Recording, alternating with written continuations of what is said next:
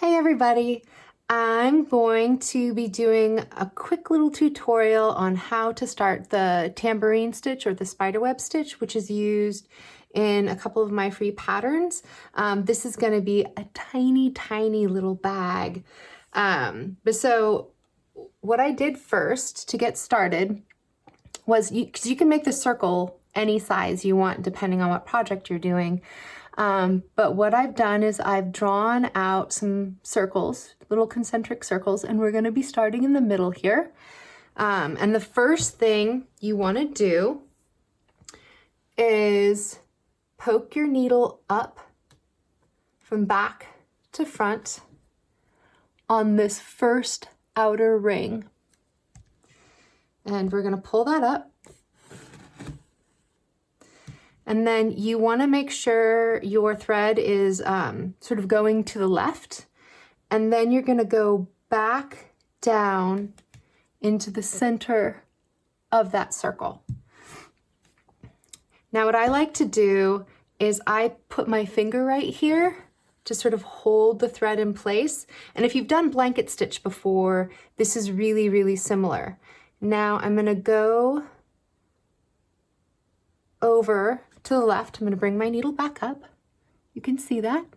It's about 1/4 of an inch over, or 1/8 of an inch. It's actually more of 1/8 of an inch. And then you just give it a little tug. And when you tug it, you want to tug it slightly back because it helps the stitch lay nicer. Okay, and then you just, again, you go back down into the center, making sure this thread is going to the left. Poke your needle back up, just to the side of it. And you can actually space these out as close or as far apart. I wouldn't go really too much more than 1/2 inch apart because you don't get the same effect. So we're gonna tug that down. I'm gonna do a couple more stitches quick just so you can see what it starts to look like as it builds up.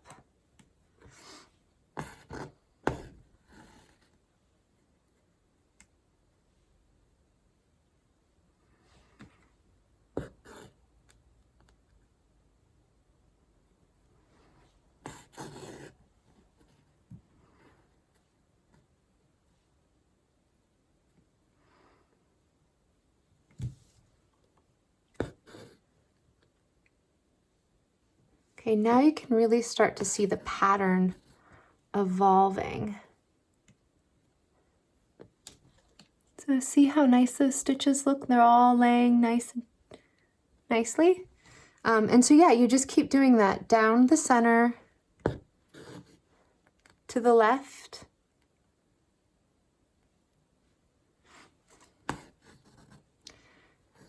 nice gentle tug. You don't want to tug it too tight because you can actually pucker this.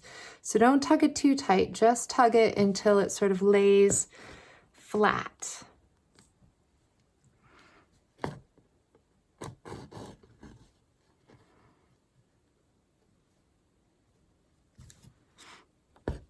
And then once we get all the way around,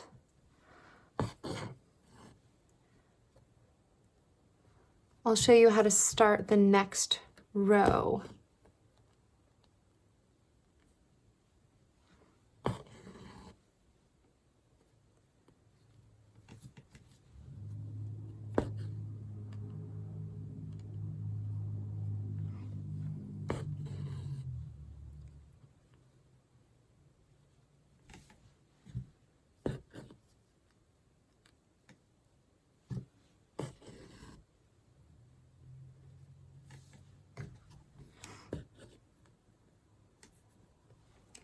Okay, last one.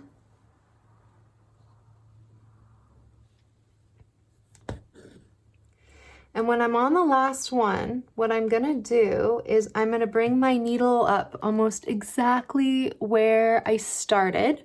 It doesn't have to go in the same hole, but you want it to be right next to it. Okay, I'm gonna get that. And then what you're going to do is you're gonna put your needle back in just on the other side. Let's see if if you can see where my thread came up, and then just on the other side, I'm gonna pull the thread back down.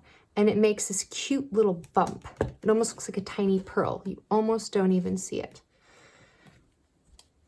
So, see, whoops, sorry, it's right there. Okay, now what we're gonna do is we're gonna go straight across from where we just made that mark into our next circle.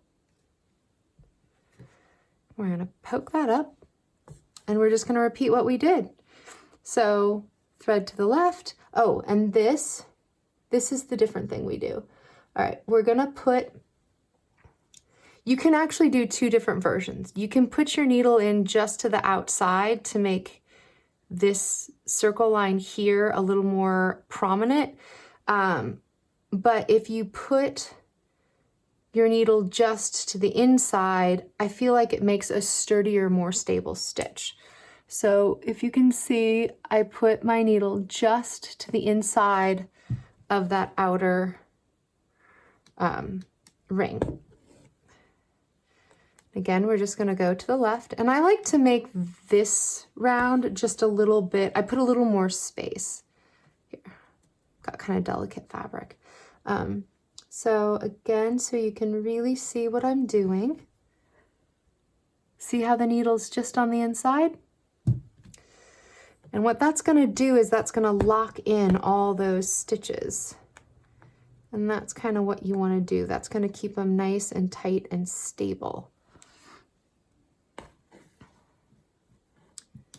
We'll get a few more around so you can see the pattern developing.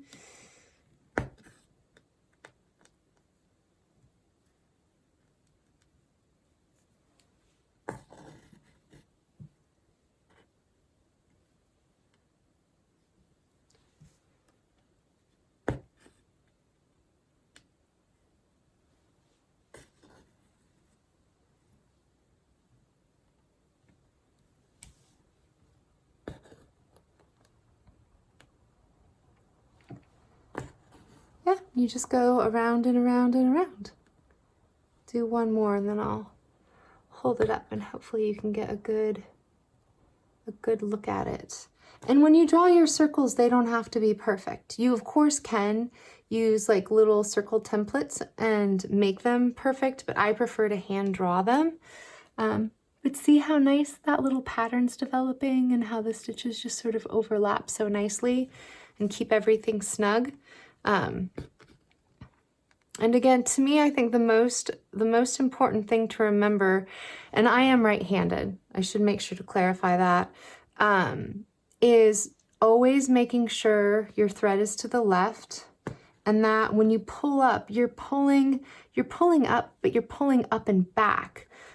Because otherwise what can happen is your stitches will get distorted and sort of lay forward and you won't get nice stitch definition. And so yeah, just keep that in mind. And then I'll go ahead and end, oh no, not quite yet. I'll do a couple more. And then I'll show you when you get to the end how to kind of tie it off.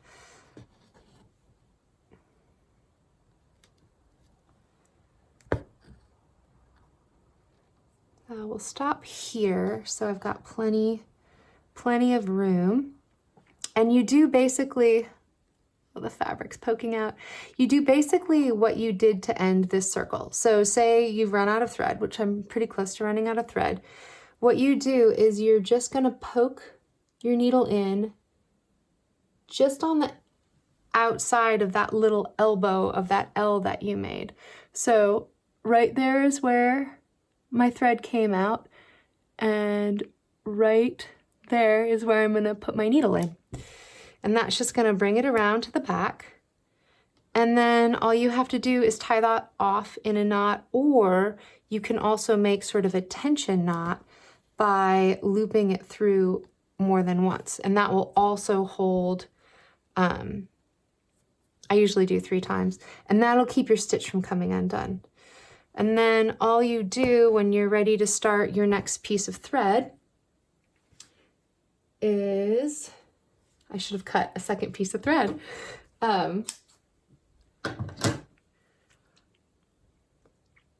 Momentary pause while I thread my needle.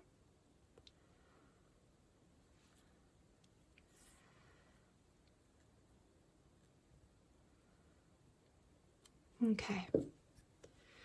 So then when you go to start after you've added your new thread, is you just poke your needle up right to the inside and around you go. You just do the same thing and you just go around and around. Yeah, it's pretty simple, huh? I'm going to finish this and I'll post a picture later, but I hope that's helpful to see that. Bye!